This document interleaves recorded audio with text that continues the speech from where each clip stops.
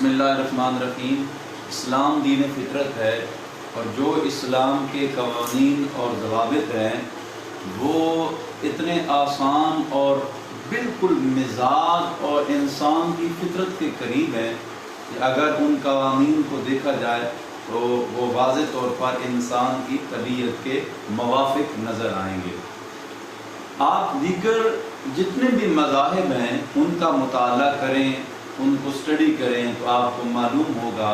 کہ کچھ کے قوانین بڑے سخت ہیں اور کچھ کے قوانین جو ہیں وہ بالکل نرم ہیں۔ حضور نبی کریم صلی اللہ علیہ وآلہ وسلم نے بھی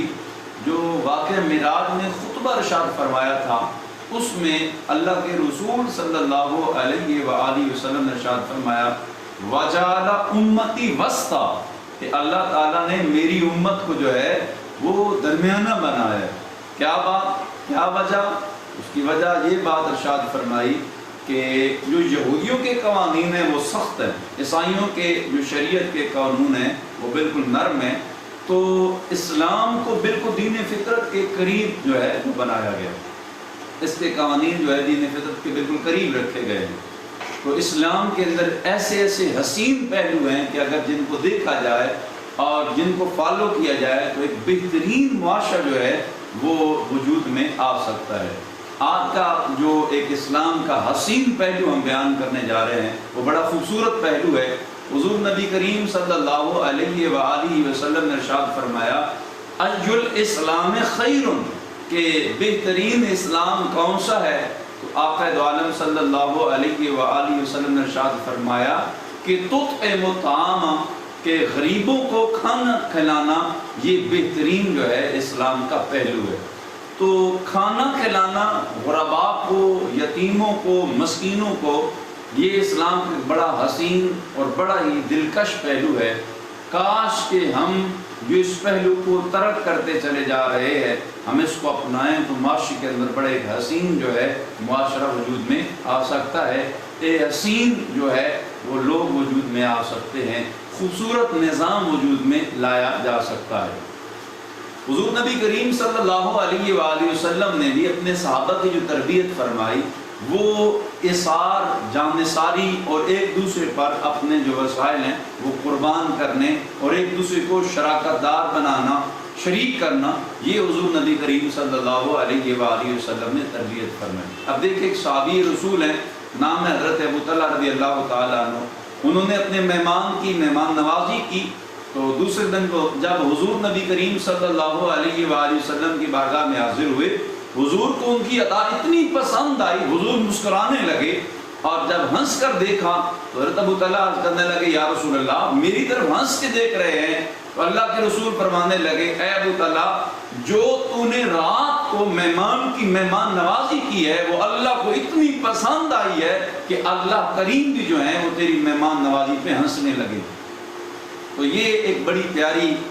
جو ہے مسلمانوں کی روایت ہے کہ کھانا کھلانا، لیکن آج بائے ناکامی متائے کارواں جاتا رہا، کارواں کے دل سے احساس زیاں جاتا رہا۔ آج ہمارے گھر مہمان آ جائے، اللہ ماشاءاللہ کئی لوگ بڑے مہمان نواز ہوتے ہیں، میں معاشرے کی مجموعی حالت بیان کر رہا ہوں،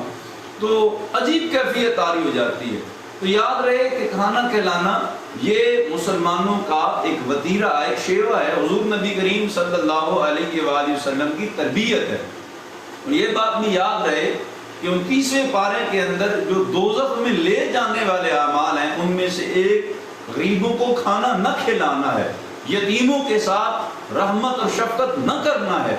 قرآن کریم میں آتا ہے ما سلککم فی سقر، کہ کون سی چیز تجھ کو جہنم میں لے کے گئی؟ وہ کہنے لگے، جہاں دوسری باتیں بیان کی وہ کہنے لگے قالوا لم نک نطعم المسکین، ہم غریبوں کو، یتیموں کو، مسکینوں کو کھانا نہیں کھلاتے تھے۔ تو کھانا کھلانا یہ ایک بہت بڑا خوبصورت پہلو ہے، اس وجہ سے ہمیں چاہیے کہ یہ اسلام کا اتنا حسین پہلو ہے، اس کو اپنی زندگیوں کے اندر، اپنی روٹین کے اندر لانا چاہیے اور عمل کرنا چاہیے۔ دوسرا فرمایا کہ اسلام کا دوسرا پہلو کیا ہے؟ فرمایا تقرؤ السلام علی من عرفت ومن لم تعرف، او کما قال النبی صلی اللہ علیہ وآلہ وسلم، کہ سلام عام کرنا، سلام دینا، سلامتی کی دعا دینا، السلام علیکم ورحمۃ اللہ وبرکاتہ، تم جس کو جانتے ہو یا جس کو نہیں جانتے تم اس کو سلامتی کی دعا دینا۔ تو